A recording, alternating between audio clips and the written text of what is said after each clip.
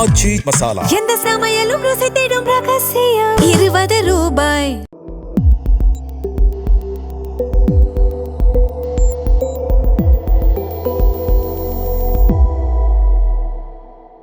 தமிழ் தடம் நேர்களுக்கு வணக்கம். இன்றைய நேர்காணலில் நம்மோடு இணைந்திருப்பவர் ஊடகவியலாளர் திரு கெப்ரியல் தேவதாஸ் அவர்கள். சார் வணக்கம். வணக்கம் சார். இன்னைக்கு காலையில் பிரஸ் மீட் சந்திக்கக்கூடிய அமைச்சர் சிடிஆர் நிர்மல்குமார் அவர்கள் அவர்கள்ட்ட ஒரு கேள்வி எழுப்பப்படுது. என்ன அப்படின்னா, இன்னும் சிஎம் ப்ரெஸ்ஸை பார்க்காமே இருக்கிறாரு, அதற்கு என்ன காரணம் அப்படின்னு கேட்டதுக்கு அவர் என்ன சொல்றாருன்னா, சிஎம் ப்ரெஸ்ஸை பார்க்கணுங்கிற எந்த ஒரு அவசியம் இல்லை, அப்படி ஒரு கட்டமைப்பை நீங்களே பில்ட் பண்ணாதீங்க அப்படின்ற மாதிரி அவர் சொல்லியிருக்காரு. இது எப்படி பார்க்குறீங்க? அமைச்சர் நிர்மல்குமார் அவர்கள் பேசுகிற விஷயம் பார்த்தோம்னா ரொம்ப ஆச்சரியமாக இருக்கு. ரொம்ப சாதாரணமாக ரொம்ப தவறான ஒரு விஷயத்தை அவர் அசால்ட்டாக பேசிட்டு போயிட்டார். ப்ரெஸ் மீட்டில் அவர் பேசும்போது முதலமைச்சர் அவர்கள் ப்ரெஸ்ஸை கண்டிப்பாக சந்திச்சே தீரணும் அப்படின்ற மாதிரியான புது பெஞ்ச் மார்க்லாம் நீங்கள் செட் பண்ணாதீங்க அப்படின்றத சொல்கிறார். அது போக அவர் இன்னொன்று என்ன சொல்கிறாருன்னா, இந்த கடந்த 10 ஆண்டுகளாக தான் இந்த ப்ரெஸ் மீட் நடத்துறது இதெல்லாம் நடந்துட்டு இருக்கு. அதுக்கு முன்னாடி பிரிண்ட் மீடியா தான் இருந்தது, அப்போல்லாம் ப்ரெஸ் மீட்லாம் நடக்காது. ஸோ சில பேர் இருப்பை தக்க வச்சுக்கணும் அப்படின்றதுக்காக ரெகுலராக அவங்க ப்ரெஸ் மீட்ஸ்லாம் நடத்தியிருக்காங்க அப்படின்ற மாதிரி நிர்மல்குமார் அவர்கள் ரொம்ப கேஷுவலாக அவர் சொல்கிறார். 10 இயர்ஸ்க்கு முன்னாடி ப்ரெஸ் மீட்டே நடக்காது அப்படின்றது மாதிரி அவர் பேசிட்டு போகிறார். ப்ரெஸ் மீட்லாம் 50கள் 60கள் நடந்துட்டு தான் இருக்கு, அதுக்கு முன்னாடியும் நடந்துட்டு தான் இருக்கு. இப்போ குறிப்பாக நீங்கள் நேரு அவர்கள் எடுத்தீங்கன்னா, இந்தியாவுக்கு விடுதலை கிடைச்சதுக்கப்புறம் ரெகுலராக ப்ரெஸ்ஸை சந்திச்சு ப்ரெஸ்ஸுக்கிட்ட இருந்து கொஸ்டின்ஸ் வாங்கி அதுக்கு பதில் சொல்கிறத ஒரு வழக்கமாக வச்சுருந்தார். நேரு அவர்கள் ஒவ்வொரு மாதமும் ப்ரெஸ் மீட் கொடுப்பார். ஆவரேஜாக ஒவ்வொரு மாதமும் அவர் ப்ரெஸ் மீட்டை கொடுப்பாரு. அது ஒரு வழக்கமாக அவர் வச்சுருந்தார். அதுவும் இந்த ஸ்கிரிப்டடாலாம் இருக்காது, என்ன கேள்வி வேணாலும் கேட்கலாம், நேரு அவர்கள் பதில் சொல்வார். ஸோ ஜனநாயகத்துக்கு அது ரொம்ப நல்லது. அதனால நிர்மல்குமார் அவர்கள் சொல்கிற மாதிரி 10 வருஷத்துக்கு முன்னாடிலாம் யாருமே ப்ரெஸ் மீட் வைக்கல அப்படின்லாம் கிடையாது. பிரிண்ட் மீடியா இருக்கும் போதும் ப்ரெஸ் மீட்லாம் நடந்தது. நேரு அவர்கள் இந்தியாவோட ஃபர்ஸ்ட் பிரைம் மினிஸ்டர், அவரும் ரெகுலராக ப்ரெஸ் மீட் கொடுத்தார். இன்ஃபேக்ட் நேரு அவர்கள் இறக்குறதுக்கு முன்னாடியும் ஒரு ப்ரெஸ் மீட் கொடுத்தார். ஏறக்குறைய அவர் இறக்குறதுக்கு ஒரு 1 வீக்கு முன்னாடி கூட அவர் ஒரு ப்ரெஸ் மீட் கொடுத்தார். ஸோ அந்த அளவுக்கு அவங்க ஜனநாயகவாதிகளாக இருந்தாங்க. ப்ரெஸ்ஸை சந்திக்கணும் அப்படின்றதுல ரொம்ப கவனமாக இருந்தாங்க. இதை ஏன் அவர் பண்ணணும்? நேரு அவர்கள் உங்களை விட பெரிய அரசியல் மாற்றத்தை ஏற்படுத்தினார், உங்களை விட பெரிய எதிரியை வீழ்த்தியிருக்கார். நீங்கள் டிஎம்கேவை வீழ்த்தி வரீங்க, நேரு அவர்கள் யாரை வீழ்த்தினார்? Nehru, Gandhi, Indian freedom movement யாரை வீழ்த்துறாங்க? British government. ஸோ உங்களை விட பெரிய பலம் பொருந்திய ஒரு எதிரியை வீழ்த்தி அதிகாரத்துக்கு வரும்போது ப்ரெஸ்ஸை சந்திக்கணும்னு அவசியம் கிடையாது. பட் இருந்தாலும் நேரு அவர்கள் ஏன் ப்ரெஸ் சந்திக்கிறாரு? ஏன்னா நீங்கள் மாற்றம்னு சொல்லி வரீங்க. பிரிட்டிஷ்காரங்க காலகட்டத்தில் ஒரு சர்வாதிகாரம் இருக்கு, அதை வீழ்த்தி நேரு அவர்கள் அடுத்தது இந்தியாவோட ஃபர்ஸ்ட் பிரைம் மினிஸ்டரா பொறுப்பேற்கிறார். அப்போ ஒரு நல்ல ஒரு முன்னுதாரணத்தை செட் பண்ணணும்.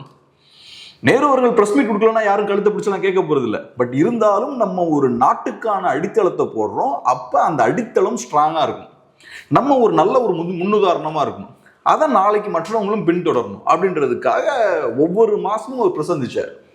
டஃப்பான கொஸ்டின்ஸுக்கும் ஒரு பதில் சொல்லுவார். இந்த விஷயங்கள்லாம் பண்ணார். அதுக்கப்புறம் இந்திரா காந்தி அவர்கள் அந்த விஷயத்த ஃபாலோ பண்ணல. அதே மாதிரி அண்ணாதுரை எடுத்துக்கிட்டிங்கன்னா அவர் ஒரு பத்திரிகையாளர். இவங்க சொல்றாங்க பாருங்க, 10 வருஷத்துக்கு முன்னாடிலாம் யாரும் பிரஸ் மீட் கொடுக்கலன்னு. அண்ணாதுரை அவர்கள் பத்திரிகையாளர். ஏன் குறிப்பாக அண்ணாதுரை அவர்கள் இங்க கொண்டு வரேன்? அவர் தான் முன்னாள் சிஎம். அவர் முன்னாள் சிஎம் ஒண்ணு. நீங்க என்ன சொல்றீங்க? தாவேக்கா என்ன சொல்றாங்க? நாங்க அண்ணா அவர்கள் வெளியில தான் போவோம்னு சொல்றீங்களே. அண்ணா அவர்கள் ஒரு பத்திரிகையாளர். அண்ணா அவர்களும் ரெகுலரா செய்தியாளர்களை சந்திச்சு பேசினார். ரெகுலரா அண்ணா அவர்கள் பிரஸ் மீட்லாம் நடத்தினார். கருணாநிதி அவர்களும் அதை பண்ணார். இன்ஃபேக்ட் ஆக்சுவலா என்னன்னா ராஜாஜி அவர்கள் பண்ணார். இவங்க ஜெயலலிதா அவர்களும் எம்ஜிஆர் அவர்களும் பெருசா பிரஸ் சந்திக்கல. அதுக்கு உங்களை மாதிரிலாம் விளக்கம் கொடுக்கல. அப்படிலாம் பிரஸ் சந்திக்கணும்னு ஒன்றும் புது பெஞ்ச் மார்க்லாம் உருவாக்காதீங்க, 10 வருஷத்துக்கு முன்னாடிலாம் ப்ரெஸ் மீட்லாம் நடக்கல அப்படின்லாம் அவங்க சாக்கு போக்கெல்லாம் சொல்லல. எம்ஜிஆர் அவர்கள் அதுக்கு பதில் சொன்னார். இந்த மாதிரி நான் ஒரு விஷயத்த சொன்னால் அதை நீங்கள் ட்விஸ்ட் பண்ணிடுறீங்க, அதை நீங்கள் மாற்றி போட்டுடுறீங்க. ஸோ அதனால அந்த மாதிரி சில காரணங்கள்லாம் அவர் சொன்னார். ஸோ பெரிய தலைவர்கள் எல்லாமே அந்த காலத்திலேயே ப்ரெஸ்ஸை சந்திச்சு பதில் சொல்லியிருக்காங்க. அது ரொம்ப அவசியமான ஒரு விஷயம். அது தேவையில்லாத விஷயம் எதுக்கு அண்ணா பண்ணுறாரு, எதுக்கு நேரு பண்ணுறாரு? ஸோ நிர்மல்குமார் அவர்கள் சாதாரணமாக பேசுகிறார். இப்போ ஒரு 40 இயர்ஸ்க்கு முன்னாடி இருந்த வழக்கம் நமக்கு தெரியாமல் இருக்கலாம், அதுக்கு நீங்கள் வரலாறுலாம் படிக்கணும். ஆனால் 10 இயர்ஸ்க்கு முன்னாடி ப்ரெஸ் மீட்டே இல்லைன்னு ஒரு சொல்கிறார் அசால்ட்டா. 10 இயர்ஸ்க்கு முன்னாடிலாம் ப்ரெஸ் மீட்டை கொடுத்துட்டு இருந்தாங்கன்றார். 10 இயர்ஸ்க்கு முன்னாடி கொடுத்துட்டு தான் இருந்தாங்க. நம்ம என்ன, நான் ஒர்க் பண்ணேன் மீடியாவில், அப்போ நானே பார்த்துருக்கேன். நிறைய லீடர்ஸ் வந்து ப்ரெஸ் மீட் கொடுப்பாங்க, டஃப்பான கொஸ்டின்ஸ்லாம் ஃபேஸ் பண்ணுவாங்க. நிர்மல்குமார் அவர்களும் யங்கான லீடர் தான், பட் 10 இயர்ஸ்க்கு முன்னாடி என்ன நடந்ததுன்னு கண்டிப்பாக பார்த்துருப்பார்ல. ஸோ அப்போ ஏன் இந்த மாதிரியான விஷயங்கள்லாம் அவங்க பேசுகிறாங்கன்னு எனக்கு தெரியல.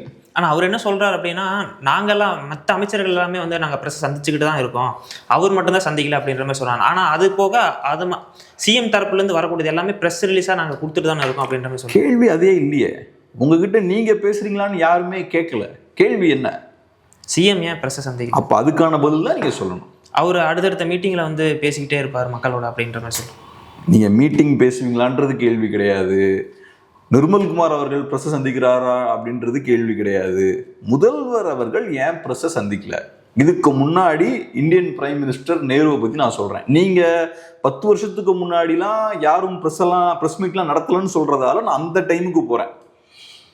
நேரு அவர்கள் ப்ரெஸ் மீட் வைக்கிறாரு, அண்ணாதுரை அவர்கள் ப்ரெஸ் மீட் வைக்கிறாரு, நேத்தும் வச்சிருக்காங்க, அன்னைக்கும் வச்சிருக்காங்க. நீங்கள் சொன்ன மாதிரி 10 வருஷத்துக்கு முன்னாடியும் ப்ரெஸ் மீட் நடத்தியிருக்காங்க. நீங்கள் சொல்கிறீங்களே சில பேர் ரிலவெண்ட்டாக இருக்கிறதுக்காக நிறைய ப்ரெஸ் மீட்லாம் நடத்தினாங்கன்னு சொல்கிறீங்களே, அவங்களோட இருப்பை தக்க வச்சுக்கிறதுக்காக. அப்போ அவங்களும் கொஞ்ச நாளைக்கு முன்னாடி ப்ரெஸ் மீட் நடத்திருக்காங்க. நேரு மாதிரி அந்த காலத்திலையும் ப்ரெஸ் மீட் நடத்தியிருக்காங்க. ஸோ எல்லா காலகட்டத்திலையுமே ப்ரெஸ் மீட் நடத்திட்டு இருக்காங்க. உங்கள் தலைவர் ஏன் ப்ரெஸ் மீட் நடத்த மாட்டேங்கிறார் அப்படின்றது தான் முக்கியமான கேள்வி. அதுக்கு ஒரு பதில் வரணும். எம்ஜிஆர் அவர்கள் ஏதோ கொஞ்சம் பதில்லாம் அவர் சொல்கிறார். உங்கள் சைடில் உங்களோட பதில் என்ன? இப்போ நீங்கள் அறிக்கை கொடுக்குறதுன்றது நீங்கள் என்ன சொல்ல விரும்புகிறீங்களோ அதை நீங்கள் சொல்கிறீங்க, அது ரைட்டு. மக்கள்கிட்ட நீங்கள் சில விஷயங்களை தெரியப்படுத்துறீங்க. விஜய் அவர்கள் ஸ்டேஜில் பேசுகிறதும் அதே தான். அவர் சில விஷயங்களை சொல்லணும்னு முயற்சி பண்ணுறார், அதை அவர் சொல்கிறார்.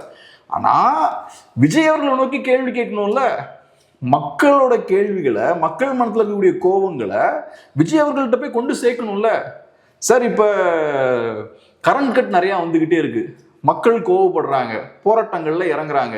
ஏன் இது நடக்குது? டாஸ்மார்க்ல வந்தோடனே 10 ரூபா வாங்க மாட்டோம்னு சொன்னீங்க, 10 ரூபா வாங்கிட்டு இருக்காங்க. ஏன் இந்த மாதிரியான விஷயங்கள் நடக்குது? ஏன் பெரிய மாற்றங்கள் எதுவும் இன்னும் ஏற்படலை? இப்போ இந்த விஷயங்கள்லாம் யாரு கேட்கறது? இந்த விஷயங்களெல்லாம் மீடியா தான் கேட்கணும். ஏன்னா 6 கோடி மக்களுக்கும் ஒரு தலைவர் பதில் சொல்லணும், 6 கோடி வாக்காளருக்கும். ஆனால் 6 கோடி வாக்காளர்களும் டைரக்டா வந்து கேள்வி கேட்க முடியாது. அப்போ அவங்களோட கேள்விகளை யாரு கேட்கணும்? நடுவில் ப்ரெஸ் கேட்கணும்.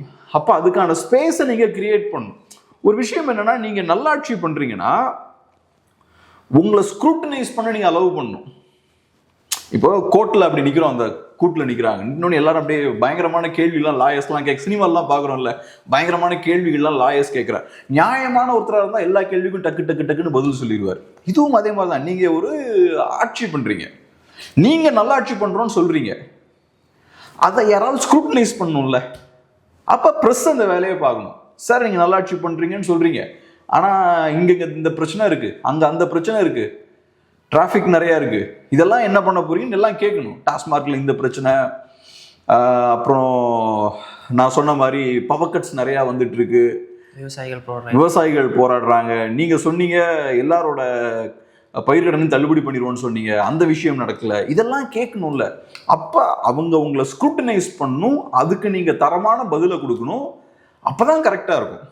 அப்போதான் நீங்கள் நல்ல கவர்மெண்ட் ரன் பண்ணுறீங்க அப்படின்றது எஸ்டாப்ளிஷ் ஆகும்.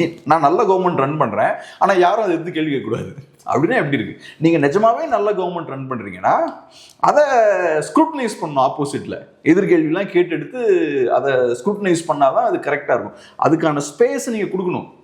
ஆனால் டிவிக்கு ஆதரவாளர்கள் வந்து என்ன சொல்கிறாங்க அப்படின்னா, நீங்கள் இதே கேள்வி வந்து நீங்கள் ஸ்டாலின் அவர்கள்ட்ட கேட்டிங்களா, மோடி அவர்கள்ட்ட கேட்டிங்களா, அவங்க வந்து ப்ரெஸ்ஸை பெருசாக சந்திக்கவே இல்லையா அப்படின்ற மாதிரி சொல்கிறாங்க. அது போக நீங்கள் வந்து விஜய் அவர்களை கூப்பிட்டு நிற்க வச்சு அவருக்கு தெரியாத விஷயங்களெல்லாம் சொல்லி அவரை கார்னர் பண்ணுறதுக்காக நீங்கள் அவரை கூப்பிட்றீங்களா அப்படின்ற மாதிரியும் சொல்கிறாங்க. இப்போ நிர்மல்குமார் அவர்கள் பேசின மாதிரி தான், ஏதோ 10 வருஷத்துக்கு முன்னாடி ப்ரெஸ் மீட்டே நடக்கலன்னு பேசுகிறாருல்ல. 10 வருஷத்துக்கு முன்னாடி ப்ரெஸ் மீட்லாம் நடந்துட்டு தான் இருந்தது, அவருக்கு தெரியல. இப்போ நிர்மல்குமார் அவர்கள் 10 வருஷத்துக்கு முன்னாடி ப்ரெஸ் மீட்லாம் நடக்கலன்னு சொன்னதால நேரு அவர்களும் அண்ணா அவர்களும் ப்ரெஸ் மீட்லாம் வைக்கலன்னு கிடையாது. பிரிண்ட் மீடியா இருக்கும்போது ப்ரெஸ் மீட்லாம் இல்லைன்னு கிடையாது. அதே மாதிரி தான் இப்போவும்.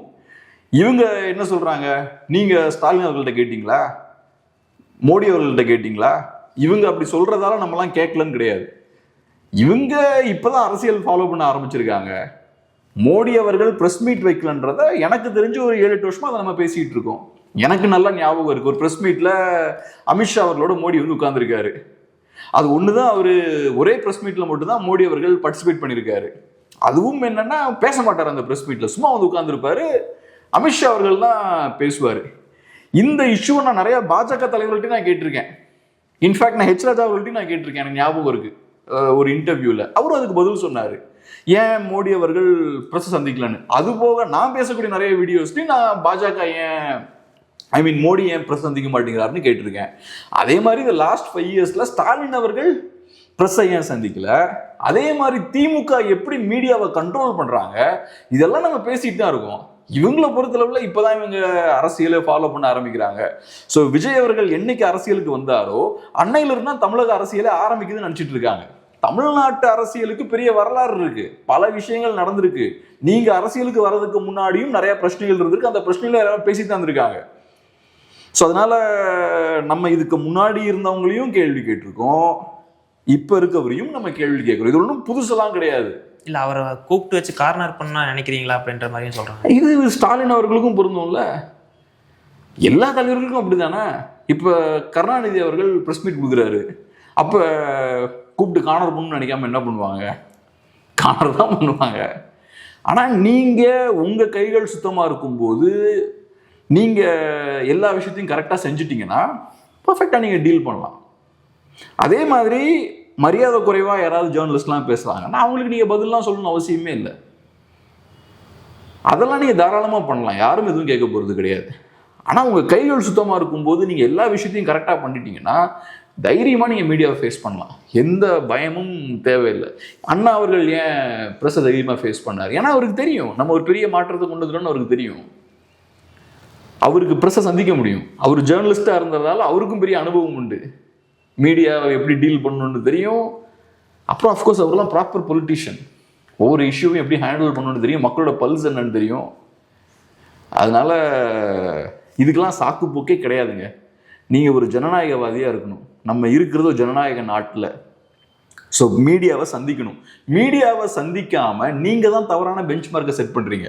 மீடியாவை சந்திக்காம இருக்கிறது கரெக்ட் தான் அப்படின்ற ஒரு போலியான ஒரு தோற்றத்தை, ஒரு பெஞ்ச் மார்க்கை நீங்க செட் பண்றீங்க. அது ரொம்ப ரொம்ப தவறு. இப்போ பிஜேபி கவர்மெண்ட்டை வந்து ஃபாசிஸ்ட் கவர்மெண்ட்னு சொல்லி இவங்க தான் பிராண்ட் பண்ணாங்க, ஃபாசிச பாஜகன்னு அவங்களோட எதிர்ப்பை இவங்க தெரிவிச்சாங்க. இப்போ அவர் பிஜேபி வந்து ஃபாசிசம் சொல்றது காரணமே அவங்க மீடியாவை சந்திக்கிறது இல்லை, மக்கள்கிட்ட பெருசாக தொடர்பு இல்லைங்கிறதுனால தான். ஸோ அதே வந்து டிவிக்கையும் ஃபாலோ பண்ணுது அப்படின்னு பார்க்கலாமா? அப்போ இவங்களும் ஒரு ஃபாசிஸ்ட் அப்படின்ற மாதிரி தான் ஆகுது. இப்போ ஃபாசிசம்ன்ற வார்த்தைக்கான அர்த்தம் வேற. நான் பாஜகவே ஃபாசிஸ்ட் பார்ட்டின்னு சொல்ல மாட்டேன், அது திமுக பிரச்சாரத்துக்காக பயன்படுத்தின ஒரு விஷயம். ஃபாசிசம்ன்றது முசோலினியோட பார்ட்டியை ஃபாசிஸ்ட் பார்ட்டிம்பாங்க, அந்த ஐடியாலஜியை ஃபாசிஸ்ட் ஐடியாலஜிம்பாங்க. அதுக்கப்புறம் இந்த வலதுசாரிகள், எக்ஸ்ட்ரீம் வலதுசாரிகளை ஃபாசிஸ்டுகள் அப்படின்ற மாதிரி சொல்லுவாங்க. பாஜகவை நம்ம ஃபாசிஸ்ட் பார்ட்டிங்கெலாம் நம்ம சொல்ல முடியாது, அது ரொம்ப எக்ஸ்ட்ரீமான ஒரு வார்த்தையாக இருக்கும். பட் திமுகவை பொறுத்தளவில் அந்த வார்த்தை கேட்சியான வார்த்தை, அதை கரெக்டாக எலெக்ஷனுக்கு யூஸ் பண்ணுறாங்க, டிவிக்கும் யூஸ் பண்ணாங்க, டிவிக்கும் மேபி யூஸ் பண்ணியிருக்கலாம். அது கரெக்டான விஷயம் கிடையாது. இப்போ என்னன்னா, ஜனநாயக நாட்டில் இருக்கோம்னா ஜனநாயகத்துக்கு நம்ம வலு சேர்க்கணும், ஜனநாயகத்தை பலவீனப்படுத்தக்கூடிய விஷயங்களை நம்ம பண்ணக்கூடாது. அதுவும் நம்ம ப்ரெஸ் மீட்டை கொடுக்காம எதையாவது சாக்கு போக்கு சொல்லக்கூடாது. இப்போ நிர்மல்குமார் அவர்கள் சொன்ன விஷயங்கள்லாம் நியாயமான காரணங்களே கிடையாது. நீங்கள் என்ன ஒரு பெஞ்ச் மார்க்கை செட் பண்ண முயற்சி பண்ணுறீங்கன்னா அது ரொம்ப தவறான ஒரு ஆர்கியூமெண்ட். நீங்கள் தான் கரெக்டான பெஞ்ச் மார்க்கை செட் பண்ணணும். இப்போ ஸ்டாலின் அவர்கள் ப்ரெஸ் மீட் கொடுக்கலன்னா நீங்கள் கொடுக்கணும், கொடுத்துட்டு அப்புறம் சொல்லணும். நீங்கள் என்கிட்ட உள்ள கேள்வி கேட்குறீங்களே, ஸ்டாலின்கிட்ட கேட்டீங்களா அதுக்கு முன்னாடி நீங்கள் கேட்கணும். முன்னாள் முதல்வர் ஸ்டாலின் அவர்கள்ட்ட இதே மாதிரி நீங்கள் கேள்வி கேட்டீங்களான்னு கேட்கணும். அப்போ உங்கள் மேலே ரெஸ்பெக்ட் வரும். இல்லை அவரு ப்ரெஸ் மீட் கொடுக்கல நானும் கொடுக்க மாட்டேன் அப்படின்னு சொன்னீங்கன்னா அது ரொம்ப தவறான ஆர்கியூமெண்ட்டாக இருக்குல்ல. அப்போ அவங்களுக்கும் உங்களுக்கு என்ன வித்தியாசம்? உங்கள் பக்கம் நியாயம் இருக்குது, அந்த நியாயத்தை மக்கள் எடுத்துகிட்டு போகணும். ப்ரெஸ்ஸை டைரெக்டாக சந்திச்சு ஃபேஸ் பண்ணுங்க, அதான் கரெக்டாக இருக்கும். இப்போ அடுத்ததாக வந்து இன்னைக்கு பார்த்தீங்கன்னா ஏகப்பட்ட முன்னாள் அமைச்சர்கள், முன்னாள் எம்எல்ஏக்களாக இருந்தவங்க ஏடிஎம்கேலேருந்து இப்போது டிவிகேக்கு ஷிஃப்ட் ஆகிருக்காங்க. ஸோ முந்தி அடிச்சுட்டு போயிருக்காங்க, பனையூர் பங்களாவில் வந்து போட்டி போட்டு நின்று க்யூவில் நின்று அப்படி போய் சேர்ந்துருக்காங்க. இதை எப்படி பார்க்குறீங்க நீங்கள்? இது ரொம்ப அருவருப்பான ஒரு விஷயம், ரொம்ப ரொம்ப ரொம்ப ரொம்ப அருவருப்பான ஒரு விஷயம்.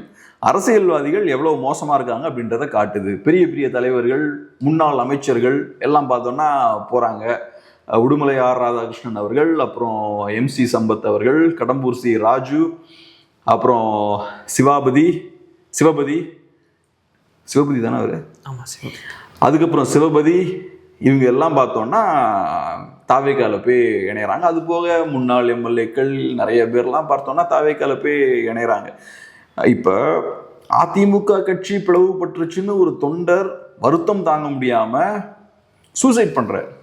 அப்ப அந்த கட்சி மேல அந்த தொண்டருக்கு எவ்வளவு பற்று இருக்கு. அவரு சாதாரண பூக்கடை வச்சிருக்காருன்னு நினைக்கிறேன். அவர் ஒன்றும் பெரிய கோடீஸ்வரர் கிடையாது, அந்த கட்சியால் அவருக்கு ஒன்றும் பெரிய லாபம் கிடையாது. பட் இருந்தாலும் அந்த கட்சி நல்லா இருக்கும்னு நினைச்சு அவரு அந்த கட்சியை அழியிறத அவரால் பார்க்க முடியல. இல்லை, இன்ஃபேக்ட் அவரோட கோரிக்கை என்ன இருந்துச்சுன்னா, என்னோட இறப்புல இருந்தாவது நீங்க எல்லாம் ஒற்றுமையா ஒன்று சேர்ந்து இருக்கணும் அப்படின்றது மாதிரி தான் சொல்லிட்டு இறந்தார். ரைட். ஸோ அவருக்கு அந்த கட்சி நாசமாகிறத அவருக்கு பார்க்க முடியல. நம்ம பெரிய ஒரு கட்சியா இருந்தது இன்னைக்கு இப்படி பலவீனப்பட்டு போயிருக்கின்றதை பார்க்க முடியல. ஸோ அவர் வந்து சூசைட் பண்றார்.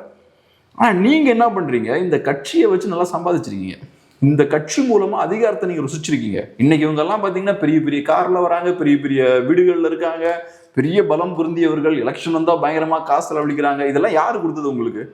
இது எல்லாத்தையுமே இந்த கட்சி தான் உங்களுக்கு கொடுத்துருக்கு. இந்த கட்சியை பயன்படுத்தி நல்ல அதிகாரத்தெல்லாம் ருசிச்சு நல்லா தங்களோட இருப்பை தக்க வச்சுக்கிட்டு இன்னைக்கு கரெக்டா ஒரு டைம் கிடைக்கும் போது அந்த பக்கம் தாவி போறாங்க. ஸோ அப்போ இந்த தலைவர்களுக்கெல்லாம் கட்சியை பத்தின எந்த அக்கறையுமே கிடையாது. இது நம்ம சொல்ல விரும்புகிற விஷயம் என்னன்னா, தொண்டர்கள் தயவு செய்து இந்த மாதிரிலாம் உங்க உயிரெல்லாம் நீங்க தூக்கி போட வேண்டிய அவசியமே கிடையாது. தலைவர்களே இவ்வளவு மோசமா இருக்காங்க. ஸோ இந்த தலைவர்கள் எப்படி இருக்காங்கன்றத காட்டுது. ரெண்டாவது காட்டக்கூடிய விஷயம் என்னன்னா, தாவேக்கா ஒன்றும் மாற்று கிடையாது. தாவேக்காவுக்கும் அதிமுகவுக்கும் ஒரு வித்தியாசமும் கிடையாது. இப்ப அதிமுகவில் இருக்கவங்க இன்னைக்கு ஏன் தாவேக்கா பக்கம் போறாங்க? அதிகாரம். அது போக அமைச்சர் என்ன சொல்றாருன்னா, அதிமுகவும் டிவிகேவும் ஒன்றும் பெருசு இல்லை, எல்லாம் ஒரே மக்கள் தான் அப்படின்ற மாதிரி சொல்லியிருக்காரு. அதை வச்சு அப்படி பார்த்தா தமிழ்நாடு முழுக்க எல்லாம் ஒரே மக்கள் தான், எல்லாம் தமிழர்கள் தான். என்னன்னா, நேற்று வரைக்கும் உங்களுக்கு அதிமுக வழியா லாபம் வந்துட்டு இருந்தது, நாளைக்கு வருமானன்ற சந்தேகம் உங்களுக்கு வந்துருச்சு. அதிமுக பெரிய ஒரு பின்னடைவை சந்திச்சிருக்கு. ஸோ நாளைக்கு நமக்கு அதிமுக வழியா இதுக்கு முன்னாடி வந்தது போல லாபங்கள் வருமா, அதிகாரம் நம்ம கைக்கு வருமான்ற சந்தேகம் உங்களுக்கு வந்துருச்சு. உடனே நீங்க என்ன பண்றீங்க, புதுசா ஒரு கட்சி வருது, அங்க போனா நமக்கு அதே மாதிரி அதிகாரம் நமக்கு கிடைக்கும், ஸோ அந்த கட்சிக்கு நம்ம போகலான்னு நீங்க போயிட்டீங்க.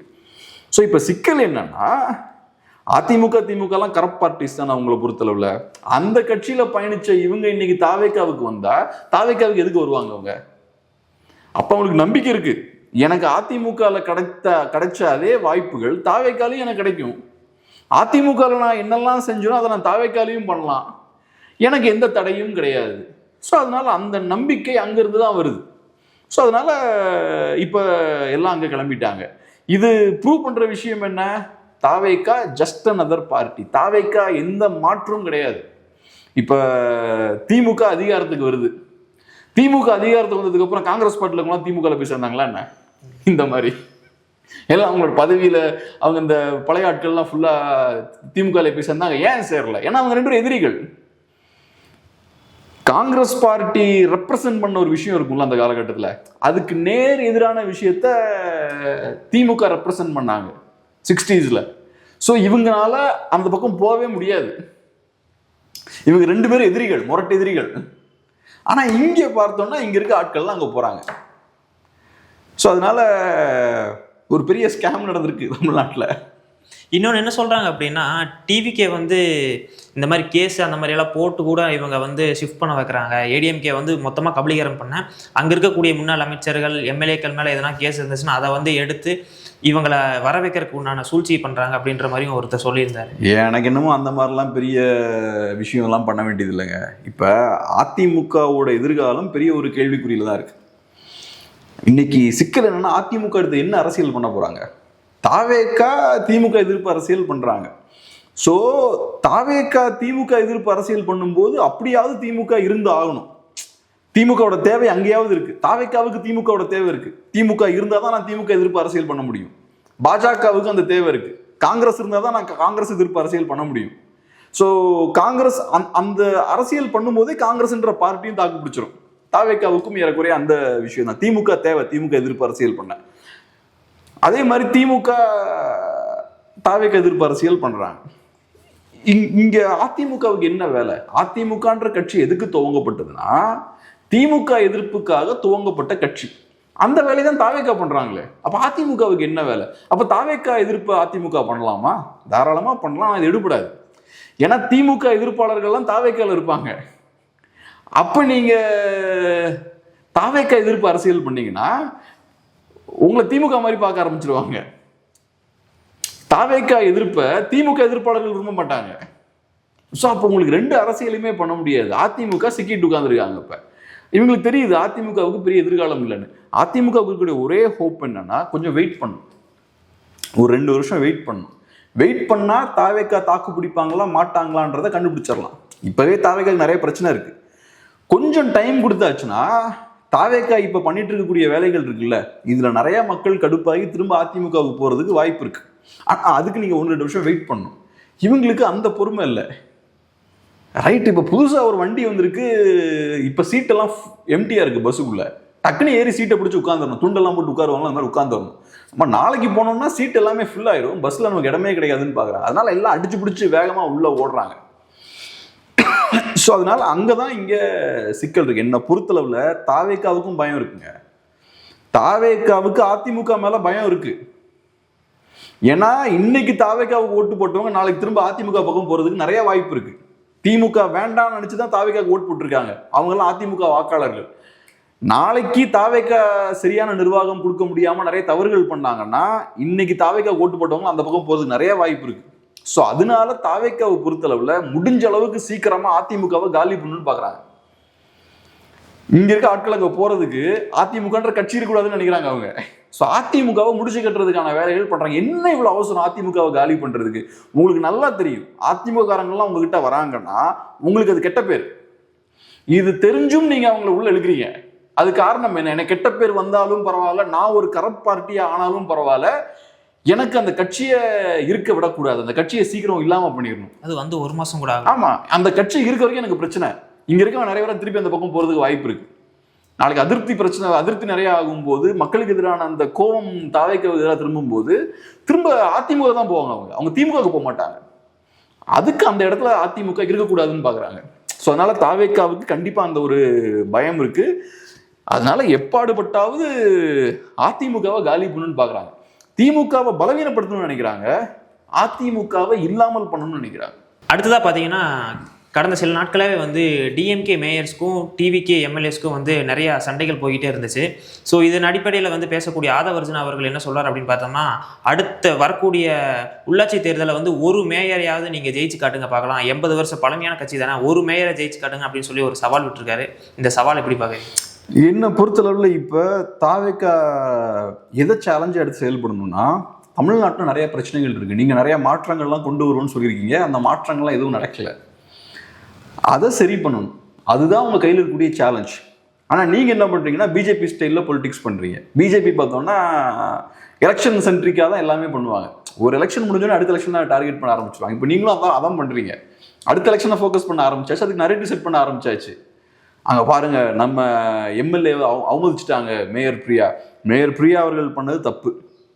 அதே மாதிரி பல்லவி அப்படின்ற அந்த எம்எல்ஏ அவர்கள் மேலேயும் சில தப்புகள் இருக்கு, அதை நம்ம பேசுவோம். ஸோ அந்த இஷ்யூ எடுக்கிறாரு, அந்த இஷ்யூ தான் டச் பண்ணி பேசுறாருன்னு நினைக்கிறேன்ல, அதை பேஸ் பண்ணி தான் பேசுறாரு. அதை பேஸ் பண்ணி அப்படியே ஒரு விதமான ஒரு எலெக்ஷன் நரேட்டிவ் அங்கே செட் பண்றாரு. ஸோ இங்கே இப்போ தமிழ்நாட்டில் ஏகப்பட்ட பிரச்சனை இருக்குங்க. இப்போ நான் ஒன்று சொல்றேன், இப்போ பவர் கட் நிறையா வந்துட்டு இருக்கு, டாஸ்மார்க்ல பிரச்சனை இருக்கு. நிஜமாவே மாற்று வேணும்னு ஒரு கட்சி நினைக்குதுன்னா உள்ள வந்த உடனேயும் ஃபுல்லா அம்பலப்படுத்திருக்கலாம். இப்போ நீங்க இபி டிபார்ட்மெண்ட்ல பிரச்சனை இருக்கு, பவர் கட்ஸ் நிறைய வருது. நீங்க என்ன சொல்றீங்க, திமுகவோட சதி அப்படின்ற மாதிரி சிம்பிளா சொல்லிட்டீங்க. சில திமுககாரங்களாம் சதி பண்றாங்கன்ற பொருள்ல நீங்க பேசுறீங்க, அது ஓகே. ஆனா அதை தாண்டி டிபார்ட்மெண்ட்டுக்குள்ள என்னென்ன சிக்கல் இருக்குன்னு நீங்க கண்டுபிடிச்சிருப்பீங்கல்ல 1 மந்த்ல. ஊழல் என்ன மாதிரி நடக்குது, நிர்வாக சீர்கேடு என்ன மாதிரி இருக்கு, இந்த 50 வருஷமா எப்படி இந்த டிபார்ட்மெண்ட்டை குட்டிச்சோராக்கி வச்சிருக்காங்க, அது எல்லாமே உங்களுக்கு இப்போ தெரியும்ல. அதை ஃபுல்லா முதல்ல நீங்க அம்பலப்படுத்திருக்கணும். நிஜமாவே நீங்க மாற்று கொண்டு வரணும்னு நினைச்சிருந்தீங்கன்னா நீங்க ஃபர்ஸ்ட் அதை தான் பண்ணணும்.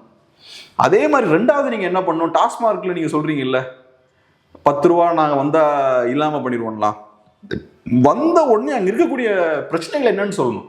ஆனா நீங்க அதை சொல்லாம நீங்க என்ன சொல்றீங்க, இந்த 10 ரூபா வச்சுதான் அங்கே வேலை பார்க்குறவங்களுக்கு சம்பளம் கொடுக்குறாங்க, அப்புறம்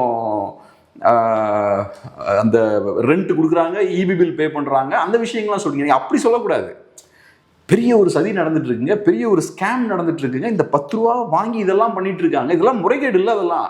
அப்புறம் வேற என்னென்ன முறைகேடுகள்லாம் உள்ள நடக்குது, அதை நீங்க எப்படி சரி பண்ணுவீங்க? நீங்க வந்த உடனே அதெல்லாம் டச் பண்ணவே இல்லை, எதையும் டச் பண்ணாம சைலண்டா உட்காந்துருக்கீங்க. அப்ப நான் எப்படி பாக்குறது இதை? அப்ப திமுக அதிமுக இவங்கெல்லாம் என்ன பண்றாங்க, ஒரு தங்க முட்டை போடக்கூடிய வார்த்தை உருவாக்கி வச்சிருக்காங்க. அதை கொல்றதுக்கு உங்களுக்கு விருப்பம் இல்லை, அதை பத்திரமா பாதுகாக்கிறீங்க நீங்க. அங்கதான் சிக்கல் இருக்கு. ஸோ நீங்க பண்ண வேண்டிய வேலை அதுதான். நீங்க அவங்க மேயரை தோக்கடிக்காதீங்க, அதெல்லாம் எனக்கு பிரச்சனையே கிடையாது. நீங்க ஜெயிச்சதால மக்களுக்கு ஏதாவது நல்லது நடக்கணும், அதை தான் நீங்களும் பேசணும். அதுக்கான முயற்சிகளை நீங்க தீவிரமா இறங்கணும். அதை பண்ணாம சொசைட்டியை போல்ரைஸ் பண்ணிக்கிட்டே இருக்கிறது, நாங்க அடிச்சவங்களை தோக்கடிக்கிறோம், நாங்க ஜெயிச்சிருவோம், அது விஷயமே இல்லை. நீங்க ஜெயிக்கிறது தோக்குறது விஷயம் இல்லை. நீங்க என்ன பண்ணிருக்கீங்க, உங்களோட ட்ராக் ரெக்கார்டு என்ன? இன்னைக்கு வரைக்கும் விஜய் அவர்களால் ப்ரெஸ்ஸை மீட் பண்ண முடியல. இப்பவும் பார்த்தோம்னா பவர் கட்ஸ் நிறைய வந்துட்டு இருக்கு, நிறைய இடங்கள்ல நிறைய பிரச்சனைகள் இருக்கு, விவசாயிகள் போராடிட்டு இருக்காங்க. ஸோ இங்க இந்த மாதிரியான பிரச்சனைகள் இருக்கு.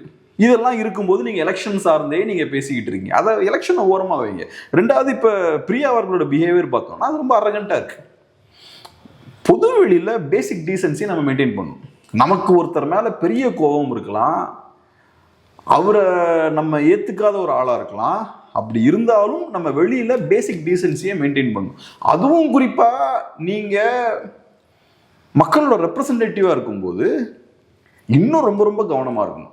அது புரோட்டோகால் படி கரெக்டாக போகணும் அப்படின்ற மாதிரி சொல்கிறாங்க. புரோட்டோகால்லாம் எல்லாம் இருக்கட்டும். நீங்கள் இப்போ உங்கள் பிஹேவியர் அவங்க கேண்டில் வாங்க வராங்கன்னா அப்படி தூக்கி இப்படிலாம் கொடுக்க வேண்டாம். அப்போ நீங்கள் அதை பொலைட்டாக நீங்கள் அதை டீல் பண்ணணும். அதே மாதிரி அவங்களும் பார்த்தா அப்படியே வேகமாக உள்ளே புகுந்து ரிப்பனை கட் பண்ணுறாங்க, அப்புறம் இவங்க கேண்டில் கொடுக்காம அப்படி போகிறாங்க. நான் சொன்ன மாதிரி பப்ளிக்கில் இன்னொருத்தருக்கு நோஸ் கட் பண்ண வேண்டிய அவசியம்லாம் கிடையாது. இந்த மாதிரிலாம் நோஸ் கட் பண்ணி என்னங்க பண்ண போகிறீங்க? அது பேக் ஃபயரும் கூட ஆகும். ஆமாம், நீங்கள் நிஜமாவே அவங்களை வீழ்த்தணும்னு நினச்சிங்கன்னா கரெக்டான முறையில் அவங்கள வீழ்த்துங்க. சும்மா இப்படிலாம் நீங்கள் நோஸ் கட் பண்ணிலாம் அவங்கள வீழ்த்தணும்னு அவசியமே கிடையாது. இந்த மாதிரியான விஷயங்களை அவங்க பண்ணுறாங்க. கண்டிப்பாக பிரியா அவர்கள் அதை தவிர்த்துருக்கணும். அதே மாதிரி புதுசாக வந்திருக்கக்கூடிய எம்எல்ஏ அவர்களும் அவ்வளோ தூரத்துக்கு வேகமாக போயெல்லாம் கட் பண்ண வேண்டிய அவசியம்லாம் இருப்பேன். இவங்க 2 பேரும் இப்படி பண்ணிட்டு இருக்காங்க. இதுதான் முக்கியமா என்ன? ஸோ அதனால இது ஒரு ஆக்கப்பூர்வமான விஷயமா படலை. பொதுவாக லீடர்ஸை பொறுத்தளவில் வெளியே வரும்போது பேசிக் டீசன்சியை அவங்க ஃபாலோ பண்ணணும். இந்த மாதிரியான ஏட்டிக்கு போட்டியாக பண்ணுற விஷயங்கள்லாம் வெளியே காட்டியக்கூடாது. இதெல்லாம் ஸ்கூல் பசங்க பண்ணுற விஷயம் இல்லை. பெரிய பெரிய லீடர்ஸ் வந்து பப்ளிக் முன்னாடி இப்படி பண்ணால் அப்புறம் லீடர்ஸ் மேலே மக்களுக்கு என்ன மரியாதை இருக்கும்? இப்போது தொடர்ச்சியாக வந்து டிவிக்கு மேலே எந்த குற்றச்சாட்டை வச்சாலுமே வந்து அது டிஎம்கேவோட சதின்னு சொல்லிட்டு வந்துருக்காங்க. ஸோ இதற்கு பதிலளிக்கும் விதமாக டிஆர் பாலு அவர்கள் வந்து என்ன சொல்லிடுறாரு அப்படின்னா, அவங்கள தப்பு செய்ய விடுங்க, தப்பு செஞ்சால் நடக்கட்டும், நீங்கள் எதுவும் கேட்காதீங்க அப்படின்ற மாதிரி அவர் பதில் சொல்லியிருக்காரு. அதை எப்படி பார்க்குறீங்க? இப்போ டிஎம்கே தப்பு பண்ணியிருக்காங்கன்றது மக்களுக்கு தெரியும். திமுக கிட்ட நிறையா பிரச்சனைகள் இருக்குன்றதும் மக்களுக்கு தெரியும். அதெல்லாம் தெரிஞ்சதெல்லாம் மக்கள் என்ன பண்ணுறாங்க? மாற்று அரசியல், தாவேக்காவுக்கு ஓட் போடுறாங்க. மாற்று அரசியல் வேணும்னு அவங்க யோசிக்கிறாங்க. அப்போ சீக்கிரமாக நீங்கள் அந்த வேலையை பார்க்க ஆரம்பிக்கணும். நீங்கள் மக்களுக்கு தெரிஞ்ச அதே கதையை சொல்லிட்டு இருக்கீங்க திரும்ப திரும்ப. திமுக மேலேயே நீங்கள் பழி போட்டுக்கிட்டே இருக்கீங்க. திமுக சரியில்லைன்னு மக்களுக்கு தெரியும். 60 வருஷம் கழிச்சு திமுகவை வெளியேற்றணும்னு மக்கள் முடிவு பண்ணிட்டாங்க. அப்போ இந்த உண்மை தெரியாமலா திமுக எதிராக வாக்கு செலுத்திருப்பாங்க? திமுக சரியில்லைன்னு மக்களுக்கு தெரியும். நீங்கள் அதனால திமுகவை குறை சொல்லி ஒரு பிரச்சனையும் கிடையாது. ஒரு பாயிண்ட்டுக்கு அப்புறம் மக்கள் அதை கேட்க மாட்டாங்க. இப்போ திமுக மேலே மக்களுக்கு என்ன கோவம்னா, செய்ய வேண்டிய விஷயத்த செய்யாமல் வெறுமனே பாஜக மேலே பழிய போட்டுக்கிட்டே இருந்தாங்க. ஏன் ஒன்றும் செய்யலைன்னா எனக்கு ஃபண்ட்ஸ் வரலன்றது, எங்களுக்கு நிறைய பிரச்சனைகள் கொடுக்குறாங்கன்னு சொல்கிறது, மாநில உரிமைகளை பறிக்கிறாங்கன்னு சொல்கிறது. நீங்கள் ஏன் ஒன்றும் பண்ணல அப்படின்னா சும்மா பாஜக மேலே எல்லா பழியும் போட்டுட்டு இருக்காரு. அப்படி நிஜமாவே பாஜக மோசம்னா அவங்களுக்கு எதிராக நீங்கள் என்ன செஞ்சீங்கன்னு கேட்டால் அதுவும் ஒன்றும் கிடையாது. பாஜகவுக்கு எதிராகவும் திமுக ஒன்றும் பண்ணல. ஸோ இங்கே தான் சிக்கல் வருது. அதனால உங்களுக்கும் அதே பிரச்சனை வரும். நீங்களும் வெறுமனே திமுக மேலே பழிய போட்டு வண்டியை ஓட்டிக்கிட்டே இருக்க முடியாது. செய்ய வேண்டிய வேலையை கரெக்டாக செய்யணும். அன்ஃபார்ச்சுனேட்லி அதை செய்கிற மாதிரி இல்லை. இதெல்லாம் செய்கிறதுக்கான காரணமே என்னென்னா, நீங்கள் எப்போ பழைய ஆட்சியாளர்கள் மேலே பழிய போடுவீங்கன்னா உங்களால் உங்கள் வேலையை சரியாக செய்ய முடியலன்ற சூழல் ஏற்படும் போது தான். நீங்கள் உங்கள் வேலையை கரெக்டாக முடிச்சிட்டிங்கன்னா பழிய தூக்கி இதுக்கு முன்னாடி அவங்க மேலே போட மாட்டீங்க.